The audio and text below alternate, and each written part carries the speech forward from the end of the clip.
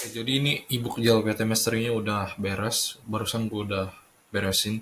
Setelah gue ngumpulin materi ini, gue baru bisa jamin kalau sebenarnya ini bakal ngebantu lu yang lu udah pelajarin dari JFT Mastery ini. Sebenarnya kan lu mau JFT, lu mau JLPT, lu mau SSW, mau NATES, apapun itu ujian bahkan yang level bahasa, maksudnya kayak sertifikasi bahasa Inggris atau bahasa asing lainnya pun masih bisa masuk gitu pakai metode yang lu pakai ini. Jadi sebenarnya ini bakal jadi extended dari yang JFT Mastery, strategi lulus JLPT dalam 70 hari. Kenapa gue bisa bilang 70 hari? Ini kan niatnya gue bikinnya 90 hari, tapi karena sekarang udah tanggal 26 April, JLPT Juli itu tinggal 71 hari lagi gitu sampai tanggal 6. Jadi gue ya oke lah, gue mencoba mengambil risiko menjamin kalau misalnya lu bakal lulus dalam 70 hari ini. Karena kalau enggak, gue bakal refund ke lu 100%, atau gue bakal kasih akses ke kursus supaya lu bisa dapetin kayak materi dari N5 sampai N1. Itu lu nanti gue bisa kayak kasih tahu infonya, tapi intinya buat sekarang itu yang bisa lu dapetin setelah kalau misalnya apa yang lu praktekin ini lu nggak berhasil. Jadi seperti yang udah gue bilang sebelumnya, apa yang lu materi udah pelajaran di JFT Master itu sebenarnya udah bisa buat lulus JFT maupun SSW. Tapi ini jadi lebih advance-nya, yaitu pokoknya yang extended. Jadi ini beberapa metode yang cocok buat lu yang udah lumayan advance, yang udah mau skill ke JLPT. Jadi ini bakal ngebantu lu banget buat bisa lulus JLPT N3 khususnya. Target lu sih N3 ya rata-rata dalam 70 hari ke depan. Yang pertama ada mnemonic method. Jadi mungkin lo bingung gitu, kenapa banyak metode? Kemarin metode belajar pakai AI, terus ada yang all language all the time, terus kenapa ada mnemonic lagi, terus nanti juga ada metode lagi yang keempat gitu. Kenapa? Karena satu, metode yang sebenarnya lu pelajarin itu satu-satunya tuh nggak mungkin 100% efektif. Karena simple, kayak gak ada yang namanya metode one size fits all. Maksudnya apa? Kayak belum tentu lu pelajarin metode yang lu udah pelajarin itu bisa ngebantu lu buat lulus gitu. Jadi itu kayak lu harus trial and error dari empat metode ini, mana yang paling cocok buat lu, dan tiga lagi, atau mungkin misalnya nih, lu cuma cocok satu, tiga lagi tuh lu jadiin fondasi yang memperkuat metode yang paling cocok sama lu. Sedangkan yang satunya itu bener bakal jadi jago banget buat lu bisa lulus itu JLPT N3 dalam 70 hari ke depan itu. Jadi kalau mungkin lu udah denger, bagus, itu bakal jadi makin mengerti lagi, cuman gue bakal lebih expand. Cuma kalau misalnya belum ngerti, ini yang mungkin gue bisa jelasin secara simpelnya kayak gini. Kayak creating word. Maksudnya ini kayak, ini kan lu bahasa Inggris, mungkin lu ada yang gak bisa bahasa Inggris, bingung kayak gimana, tapi intinya kayak gini. Kayak menceritakan atau mengasosiasikan ya mungkin bahasanya, cerita-cerita unik yang emosional bagi diri lu, yang fun, maksudnya yang menyenangkan, supaya lu bisa ngebantu buat mengingat vocabulary atau grammar. Ini mengingat ya, bukan menghafal. Kan gue udah kayak, gue jadi orang yang sangat amat membantah orang-orang yang pengen lulus JFT tuh jangan belajar hafalin kanji, jangan nulis kanji, tapi mengingat, memahami gitu. Kayak bahkan lu bisa ngelakuin itu secara effortless. Maksudnya apa? Effortless tuh bukan berarti lu nggak perlu effort lagi, tapi lebih ke kayak effort yang lu sebenarnya perlu keluarkan itu yang mungkin tadinya perlu 100% jadi cuma 20% gitu. Karena lu pakai metode yang benar. Jadi itu yang lu perlu perhatiin gitu. Karena kalau nggak, seperti yang udah gue bilang di sebelum-sebelumnya gitu, di postingan gue di threads, mungkin lu juga nanti ke depan gue bakal repurpose ke TikTok, di IG, lu mungkin juga nanti ada yang nonton ini setelah tanggal 26 April. Kayak itu metode-metode yang sangat amat gue udah jelasin, kayak kebanyakan tuh emang bukan didesain untuk lama-lama gitu, tapi lebih ke supaya lo bisa lulus secepat mungkin, pergi ke Jepang secepat mungkin, dan juga dapetin gaji ya mungkin kurang lebih 2 digit, kayak 15 juta maybe bersih, supaya lo ya, gue percaya sih tahun 2026 ini bakal jadi kayak mungkin kesempatan lu buat kerja di Jepang dengan modal JFT doang itu bakal sempit banget gitu. Kayak itu bakal makin mau dipersempit lagi, khususnya mungkin nanti kedepannya bakal ada AI segala macem. Jadi itu benar-benar lu harus bisa lulus cepat mungkin gitu. Karena kalau enggak, gue yakin lu bakal nyesel seumur hidup. Jadi kalau lu mungkin belum tahu kenapa ini bisa bantu lo, simple. Otak kita itu lebih bisa nginget ingatan atau informasi yang emosional gitu. Bahkan dibandingkan fakta. Kayak misalnya, kenapa lu mungkin bisa datang sampai ke sini? Karena gue udah kasih story yang menarik buat lu di threads, di TikTok, mungkin di IG, di ads, di Facebook, dimanapun itu, di YouTube. Lu nggak bakal datang sini kalau gue nggak kasih story yang menarik ke setiap informasi yang sebenarnya semua orang tuh mungkin udah tahu gitu, udah general, udah basic. Lu bisa dapetin itu dari media-media akun yang di Instagram segala macem. Lu bisa tahu itu di YouTube, dimanapun itu. Tapi kenapa lu datang sini? Karena simple story yang gue utarakan itu bisa nyampe ke lu gitu. Makanya lu bisa sampai ke sini. Karena kalau enggak, ya lu nggak bakal sampai gitu. Jadi itu storytelling yang gue pakai, itu skill yang bener-bener gue pakai. Ini orang yang udah lumayan deep di copywriting, di konten, di segala macam psikologi, gue udah lumayan gitu. Jadi gue bisa bawa lu dengan kayak apa? Mungkin ada beberapa lu yang kesel sama gue, kayak apaan sih dia? Cuman lu karena emang pengen lulus, makanya lu datang sini lu pengen belajar. Tapi itu yang jadi kunci kalau misalnya ya itu emang sengaja gue buat kayak gitu gitu. Kalau lu mungkin tahu Timothy Ronald, itu gue juga belajar dari dia. Jadi sebenarnya apa ya? Caranya tuh banyak. Bukan berarti gue jadi menghalalkan segala cara, tapi lebih kayak cara yang cocok ke lu tuh gimana. Dan itu ternyata cara yang cocok. Dan ini bakal ngebantu lu buat lulus JFT maupun JLPT juga kan. Supaya lu nanti dapat membentuk masa depan yang lebih indah. Supaya mungkin nanti keluarga lu nggak kayak sengsara makan kecoa nanti di 2030 gara-gara AI. Jadi AI dan robot. Jadi itu lebih baik bisa kayak ya udah lah gitu, itu harga yang lu harus bayar gitu. Itu pajak yang harus lu bayar, lu nggak bakal pernah lepas dari pajak. Maksudnya pajak tuh bukan pajak bayar duit ke pemerintah, tapi kayak misalnya lu mau sampai ke sini lu harus kesel sama gua dulu, keselnya itu lu bayar ke gua, lu bayar pajak ke gua buat dapetin informasi supaya lu bisa kerja ke Jepang dengan lebih cepat dan lain-lain. Kayak dibandingkan nih, lu kayak kan ada tuh orang-orang dongo yang bilang katanya lu harus hafalin 50 kanji sehari, lu harus tulis 50 kanji sehari. Kayak itu tuh dongo banget menurut gue ya, sumpah. Kayak kapasitas diri kita sendiri tuh nggak bakal bisa menghafal seperti itu, dan bahkan ketika udah hafal kita cuma buang-buang waktu karena mungkin ketika kita ujian nanti kanjinya nggak bakal keluar semua gitu. Kanjinya kanji-kanji baru yang asing banget semuanya gitu. Kayak mungkin lu bilang kayak itu tuh dongo dong, berarti maksudnya kayak kalau gitu sejak awal ngapain belajar?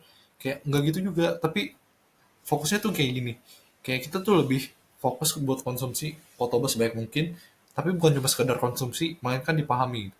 Karena kalau cuma dihafalin AI juga bisa gitu, kayak buat apa gitu. Jadi lebih ke kayak ya udah gitu, supaya lu buat bisa lulus ujian lu harus bisa menghafal, bukan menghafal, gue salah. Jadi lebih ke kayak memahami dan juga mengingat apa yang lu pelajarin dan lu praktekkan tuh, praktekkan dalam kehidupan sehari-hari supaya lu bisa lulus ujian. Simple, bahkan nih kemarin pas waktu gue pas waktu gue ujian JLPT di bulan Desember 2023, gue sebenarnya pas baca dokai dari kanji yang N3 itu semuanya kayak gue bisa bilang 80% gue nggak bisa baca sama sekali, kayak bahkan lebih daripada itu. Cuman gue asumsiin 80% gue nggak bisa, tapi gue nggak tahu, kayak ngerti aja gitu, kayak ini bahasnya kemana segala macem. Kayak ya udah hasilnya gue bisa lulus JLPTN 3 dalam 4 bulan dari N5. Kayak itu simple karena di 4 bulan itu gue akselerasi gila banget itu. Kayak gue belajar pure, gue konsumsi banyak kotoba, gue mengingat banyak kotoba, dan itu tuh gue aplikasikan ke kehidupan gue yang membantu gue bisa lulus JLPTN 3. Itu simple. Jadi bukan dihafal, bukan ditulis. Itu dongo. Caranya gimana? Oke. Mungkin kalau lu udah tahu itu bagus, cuman kalau misalnya lu nggak tahu, ini lu bisa baca. Kayak lu bisa mengubah itu jadi cerita yang kelihatannya mungkin orang bisa bilang dong atau kayak gimana, kayak yang fun lah. Istilahnya kayak gini, yang example-nya yang Oboero, to remember, untuk mengingat. Bayangkan Oboero itu Oboboy. Maksudnya apa Oboboy? Kayak, oh boy, mobilku di mana ya? Itu kurang lebih konteksnya kayak gitu. Kan trying to remember where he parked his bike. Kayak, oh boy, mobil gue di mana gitu. Kayak itu mnemonic. Kayak mungkin kalau misalnya lu bilang, oh oboero tuh kayak gini, oh oboero tuh garisan kanjinya kayak gini segala macam, kayak itu tuh bullshit, bullshit. Lu lebih baik belajarnya kayak gini. Oboero. Oh boy, oh boy. Mobil gue di mana ya? Kayak itu. Terus ini juga ada kuro hitam kan, bahasa ini. Bukan racing tapi beneran hitam. Cara ingetnya kayak gimana yang pakai bahasa Indonesia? Simple, kayak kuro, kedengeran kayak kura-kura. Lu bayangin kura-kura lagi jalan pelan-pelan di malam hari.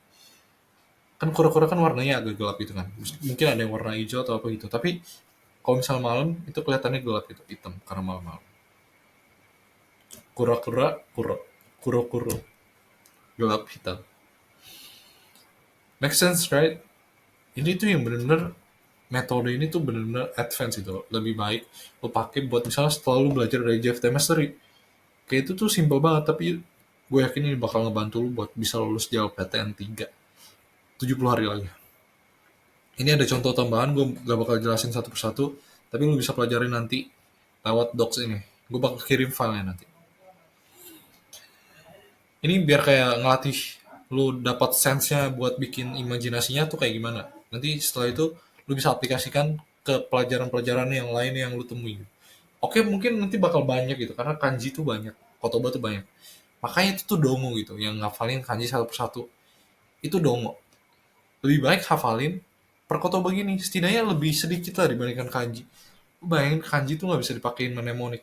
Bisa, cuman banyak. Buat apa gitu? Lu lebih baik hafalin mnemonic, karena yang lebih penting yang yang keluar di ujian tuh bukan kanji. Yes, ada furigana, tapi lebih proper lu belajar dari kotoba. Karena lu nanti bakal dapat sense-nya, bahkan ketika kemarin, lu misalnya nih, kemarin gue pas waktu dokai ujian, itu 80%, gue nggak hafal semuanya, kayak itu bener-bener gue nggak bisa baca total, tapi karena sense yang gue udah dapet dari kotobanya, gue udah tahu, gue bisa ya udah nebak-nebak, lulus N3 dalam 4 bulan. Absolute cinema. Jadi kesimpulannya kurang lebih kayak ini, mnemonic tuh metode belajar yang unik banget kan. Terus tipsnya apa?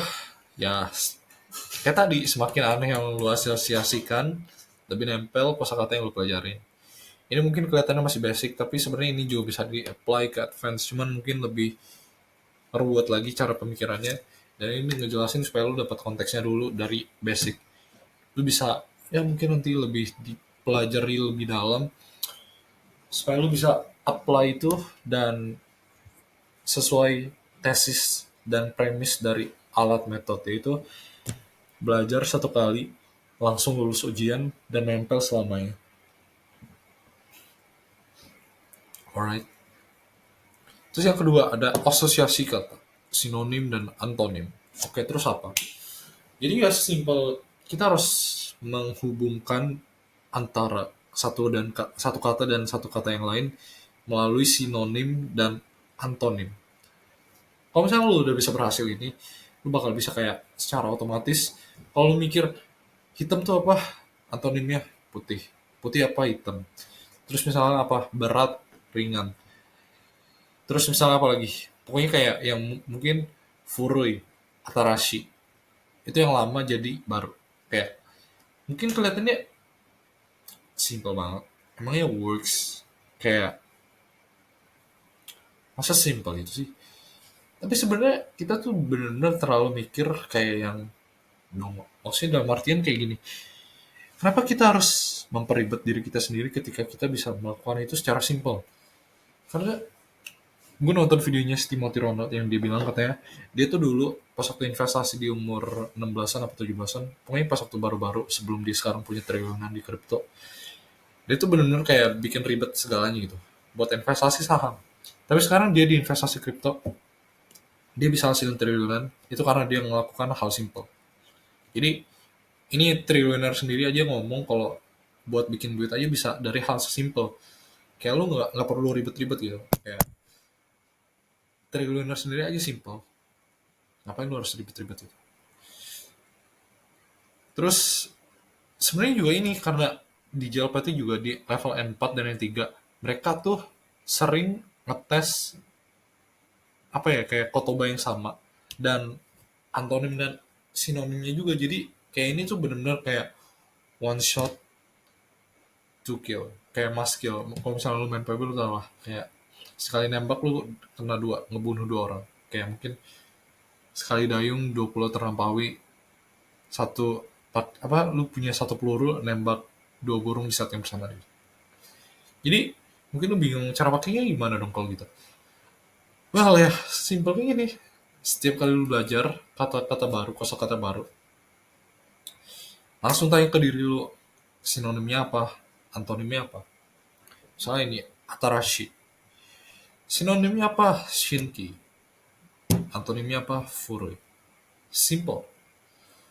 Lu nanti bisa bikin itu di spreadsheet secara teratur.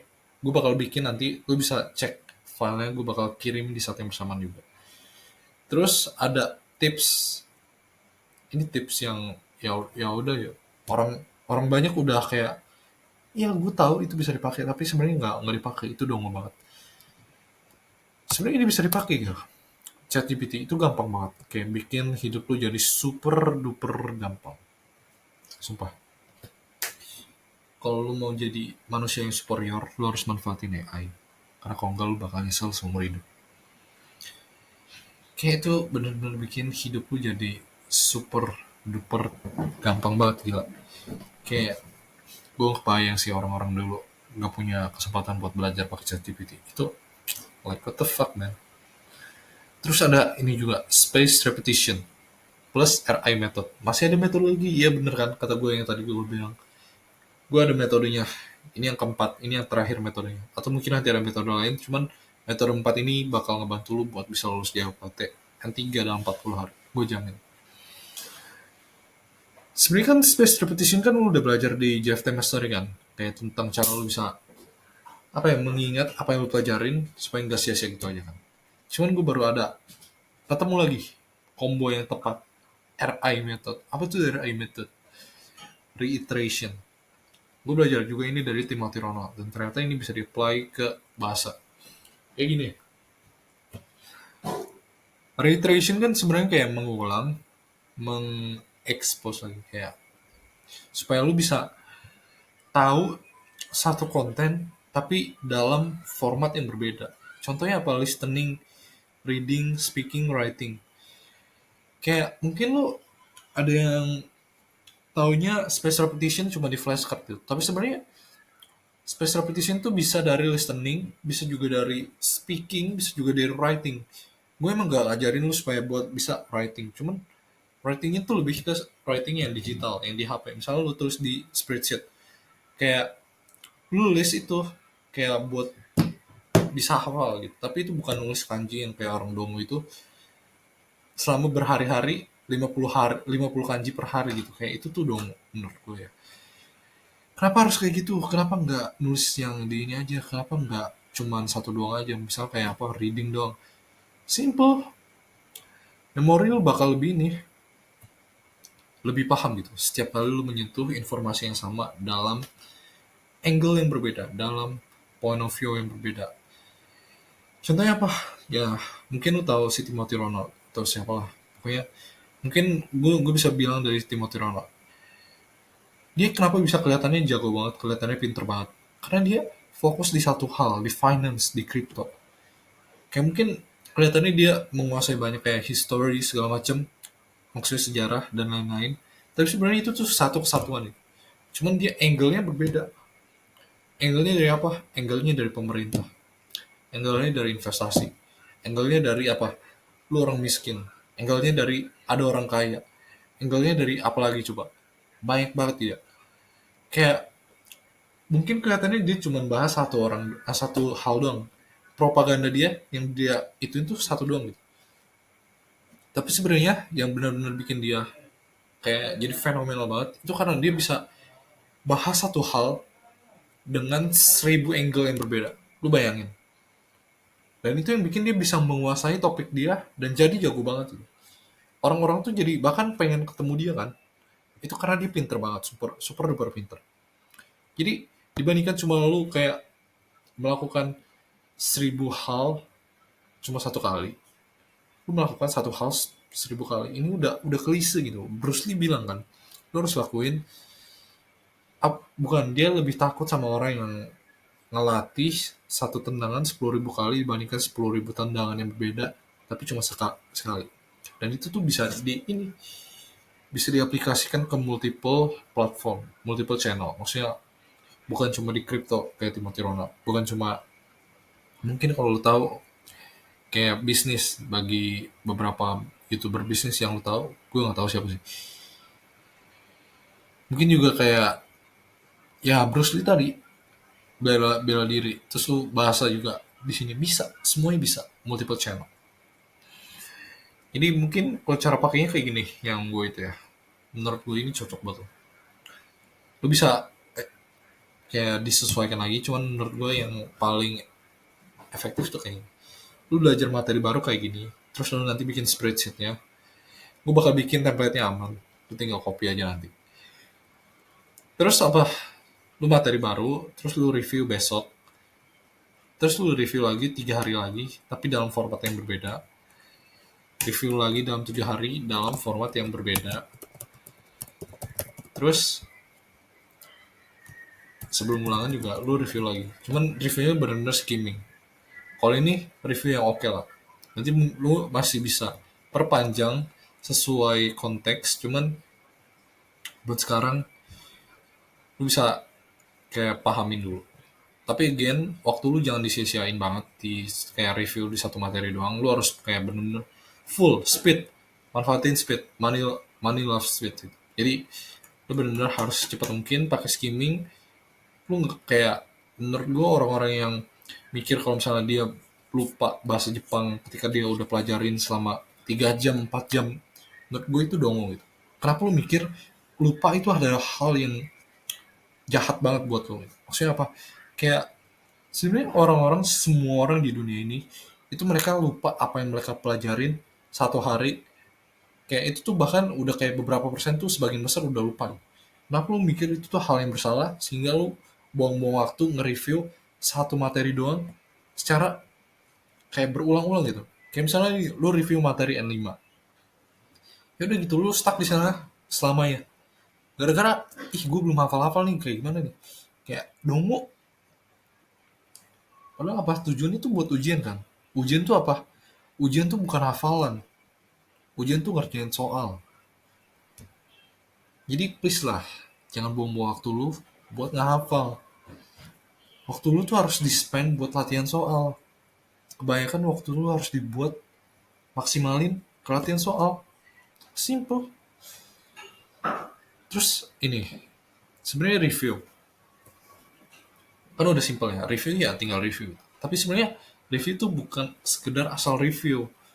Kayak tadi, let's say review pertama lu tuh apa? Dari flashcard. Ini mungkin gue tulis listening, tapi mungkin konteksnya kebanyakan orang tuh mungkin flashcard. Kenapa lu nggak coba review listening? Kayak materi yang sama. Kenapa lu nggak coba review yang lu baca buat latihan Kaiwa? Kayak mungkin gue nggak ngajarin lu buat latihan Kaiwa buat awal-awal, tapi sebenarnya itu juga bisa dipakai buat baca juga supaya lu latihan gitu, kayak dikit-dikit. Cuma emang fokusnya tuh harus kayak reading, listening, consumption, segala macem. Again, kata gue kan 80% immersion, consumption, bukan yang itulah, lu tahu. Bukan di produksi, bukan ngomong kayak gini, ngomong bahasa Indonesia. Kita tuh udah belajar mengonsumsi banyak informasi sebelum kita ngomong. Ini itu yang harus kita lakukan juga ketika kita belajar bahasa Jepang. Menurut gue orang-orang yang bodoh itu sering bilangnya kayak gini, itu kan konteks yang dipelajarin ketika belajar bahasa Indonesia, nggak bisa diaplikasikan ke belajar bahasa Inggris maupun bahasa Jepang. Dongo.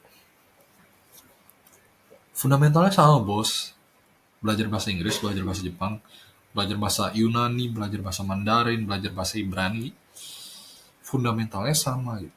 Selama lu ngomong, selama lu baca, semuanya sama, fundamentalnya sama.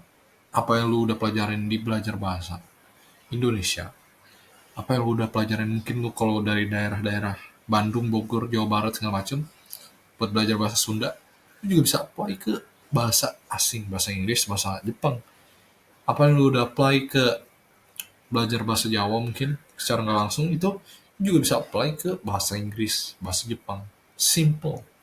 Kenapa orang-orang yang udah jago bahasa Inggris maksudnya berpeluang untuk bisa menguasai bahasa Jepang lebih cepat dibandingkan orang yang cuma mau menguasai bahasa Indonesia dong. Simple, karena itu emang fundamentalnya kayak gitu. Selama lu udah menguasai lebih dari satu menurut gue ya, lu bisa scale lagi gitu. Bahkan lu bisa jadi polyglot. Yang paling susah tuh cuma jadi pertama doang. Polyglot tuh by the way bisa lebih dari berapa ya? 3 bahasa apa berapa gitu. Pokoknya lebih dari 2 bahasa lah setahu gue. Selama lu udah bisa menguasai satu, at least sudah bisa lah dikit, nggak menguasai banget. Tapi kalau udah mau belajar yang lain, itu jadi bisa juga. Karena simple fundamentalnya sama. Cuman yang pertama-tama yang paling susah gitu. Cuman itu yang bisa ngebantu lu ke step yang lu pengen itu. Misal lu apa pengen jadi orang yang bisa ngomong 10 bahasa di saat yang bersamaan. Kenapa enggak gitu? Kan kita cuma hidup sekali kan. Kayak kayak itu bikin jadi game aja gitu. Kayak misalnya lu bisa bahasa Mandarin, Yunani, Ibrani, Jepang, Inggris, Rusia, Italia, Prancis, kayak lain-lain gitu-gitu lah.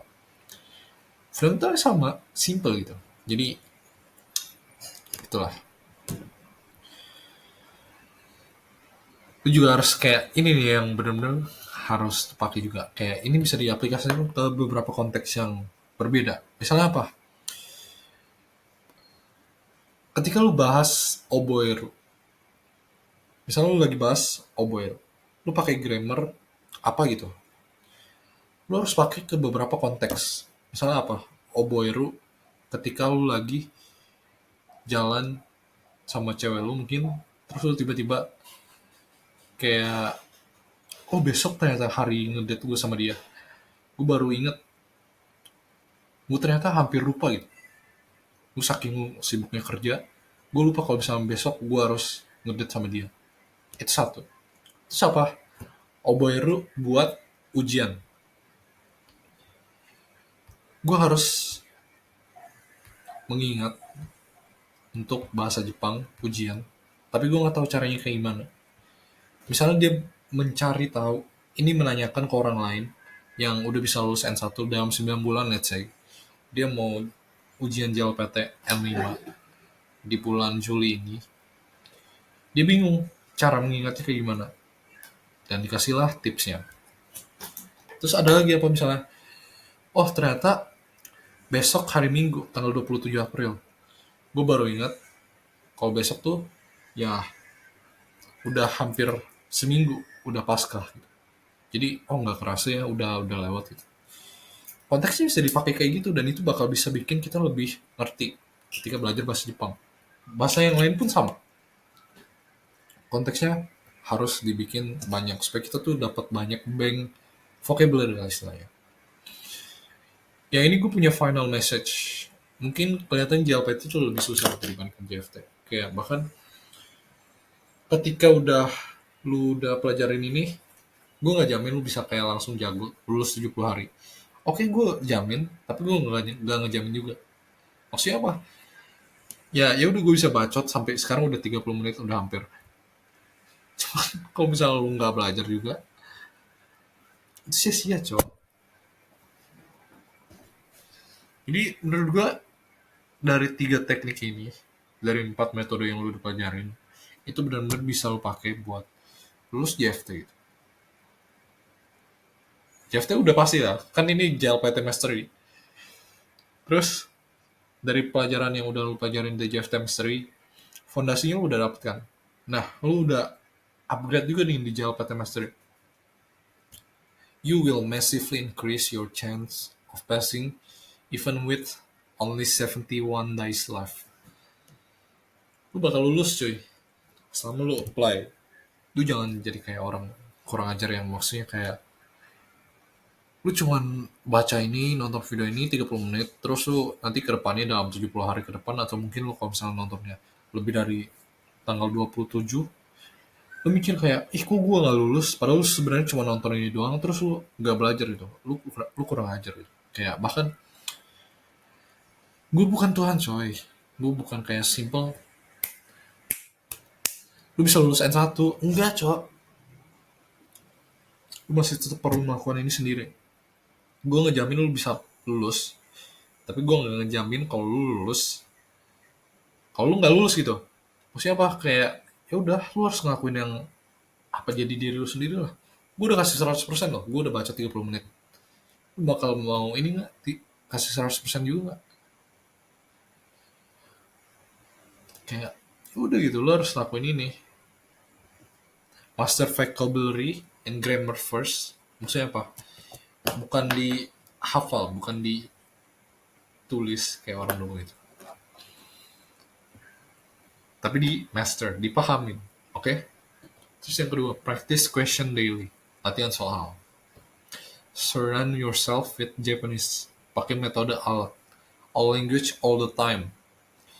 Terus pakai metode mnemonics, words association and reiteration, to lock in your memory for the long term, supaya lu bisa ingat. Bukan cuma hafal. Hafal tuh lu gak bisa ngomong gitu, lu gak bisa ngomong kayak gini, emangnya lu ada belajar bahasa Indonesia di hafal? Enggak. Lu hafalin undang-undang, lu hafalin proklamasi di pas waktu SMA, emang lu sekarang masih ingat? Kecil kemungkinan lu masih ingat. Lu nggak paham proklamasi. Cuma kalau lu bisa mau jelasin proklamasi itu apa, oh proklamasi itu kayak gini, oh UUD itu apa, UUD itu kayak gini, itu paham. Kalau lu menghafal, ih gue lupa cok, UUD kayak gimana, ih gue lupa proklamasi kayak gimana. Tapi kalau misalnya lu pakai ini ke bahasa Jepang, bahasa Inggris, gue bahasa Inggrisnya dari pecundang apa? Oh gue tahu, itu kalau nggak salah loser. Oke, itu paham. Kenapa dipanggilnya loser? Karena itu tuh kalah gitu. Dan kebanyakan orang bilangnya loser. Loser itu pecundang. Oke, itu paham. Tapi kalau misalnya hafal, oh bahasa Inggrisnya loser apa ya? Maksudnya bahasa Inggrisnya orang yang kalah apa ya? Bahasa Inggrisnya pecundang apa ya? Oh loser. Ya udah loser dong. Nggak ada konteks. Itu bullshit. Cuma ngafalin dong. Sesimpel itu. Makanya gue sangat amat menentang orang-orang yang bilang kalau belajar bahasa tuh harus dihafal. Itu 3 kata lucu. Belajar bahasa dihafal. Bayangin kayak tadi kan, lu bisa aja hafal UUD, bisa aja hafal proklamasi. Tapi 30 hari kemudian, kecil kemungkinan lu masih bisa ingat. Tapi kalau misalnya lu memahami apa itu proklamasi, apa itu UUD, bahkan sampai lu udah tua, udah kakek nenek bentar lagi mati, misalnya nih, lu udah di posisi kayak gitu, lu masih bisa tahu proklamasi itu apa, UUD itu apa. Bahkan ketika menghafal, ketika lu masih sehat dan bugar kayak gini, lu bisa lupa. Sedangkan tadi, lu memahami ketika lu udah hampir mau mati. Tapi lu masih bisa mengerti, karena lu paham, bukan menghafal. Jadi itulah, kayak ya udah. Semoga ini bisa ngebantu lu buat bisa lulus di LPT dalam 70 hari ke depan. Dan ya udah sih, semoga bisa membantu lu buat bisa kerja ke Jepang, pergi ke Jepang lebih cepat, supaya lu bisa ya udah. Ya kedepannya mungkin gue bakal bikin kelas bahasa Jepang, kursus bahasa Jepang, supaya lu mungkin ya lu bisa pakai praktekin ini lah. Jadi lu bisa tungguin aja kedepannya update-nya kayak gimana. Jadi semoga ini bisa ngebantu lu buat lulus di LPT. Dan jangan lupa DM gue di IG Izenkai, atau ini Sprek Stama, buat kabarin gitu. Setelah lu praktekin ini kayak gimana, lu lulus gak? Kalau lulus bagus, kalau enggak, kita bisa lihat 2 kondisi. lulus gara-gara salah lu sendiri atau salah gua. Kalau salah gua bakal kasih kursus dari N5 sampai N1 secara gratis yang bisa diakses seumur hidup. Pure. Setelah lu praktekin apa yang nanti gue bakal kasih di spreadsheet, gue bakal jelasin juga nanti di sana. Cuma kalau enggak, lu harus bayar gue. Enggak bohong. Kayak lu kalau mau beli kursus nanti bisa lu bayar lagi. Cuman ya udah gitu. Itu mungkin lebih ke kayak ya udah salah lu sendiri. Lu harus tanggung jawab. Dan tanggung jawabnya apa? Lu harus nunggu lagi 6 bulan. Lu rugi ratusan juta. Karena gini, sesimpel kayak gini. 15 juta. Let's say lu kerja di Jepang, butuh yang 4 lah let's say. Lu gaji dapat 20 juta, bersihnya 15 juta. 15 kali 6, 90 juta kan. 90 juta. Oke. Gara-gara lu ketunda keberangkatannya. Lu misalnya di bulan Juli ini nggak lulus nih. Keberangkatannya nanti ketunda lagi 6 bulan. Belum udah lagi kayak lu harus nunggu lagi sama mungkin 1 sampai 3 bulan ya buat dapetin sertifikasi lulusnya. Buktinya. Kayak 100 juta tuh udah pasti lebih coy. 120 juta kali. Lu rugi 120 juta gara-gara keberangkatan lu ke Jepang ketunda. Oke. Itu karena salah lu sendiri. Jadi ya udah, suka-suka lu. Gue juga gak peduli. Mau lu rugi mau enggak juga ya udah, itu bukan urusan gua. Cuma gua udah datang nih di sini. Ibaratnya as a savior. Walaupun pada akhirnya savior itu cuma ada di dalam tangan Jesus Christ, tapi yang gue tahu mungkin Tuhan tempatin gue di sini buat bantu lu buat bisa kerja ke Jepang, buat bisa lulus di LPT, supaya kuliah di Jepang maybe. Tapi ya udah gitu, itu yang bisa lu pakai. Lu mau gak menerima keselamatan ini? Maksudnya savior, lu harus merespon seperti misalnya lu kalau Kristen, lu harus ini kan merespon dari keselamatan yang Tuhan berikan, mengimani. Lu mau gak gitu? Mengimani kalau ini bakal bantu lu. Lu mau gak beraksi sesuai yang dibutuhkan buat bisa lulus di bulan Juli nanti? Karena karya keselamatan itu bisa sia-sia. Savior itu bisa sia-sia. Kalau responnya kita nggak terima dengan sebaik mungkin. Jadi kalau misalnya mau lu pengen lulus, pengen, ya istilahnya kalau di Kristen lu pengen selamat, lu harus merespon itu. Tapi lu juga harus beraksi, jangan cuma sekedar respon doang. Terus lu kayak jadi selfish, lu mikir gue doang gitu yang berhak selamat dari Yesus. Enggak, orang lain juga harus kayak mendengarkan berita keselamatan itu. Lu harus juga memakai karya Allah gitu. Jadi itu juga yang harus lu lakukan, melakukan karyanya. Maksudnya karya ini itu listnya bahkan udah kasih tau loh. Jadi udah itu gue udah bacot sama 40 menit. Semoga lu bisa lulus JLPT M3 di bulan Juli 2025 lagi, which means kalau dari tanggal 25 April 71 hari lagi. See you in the next one. Peace. God bless you.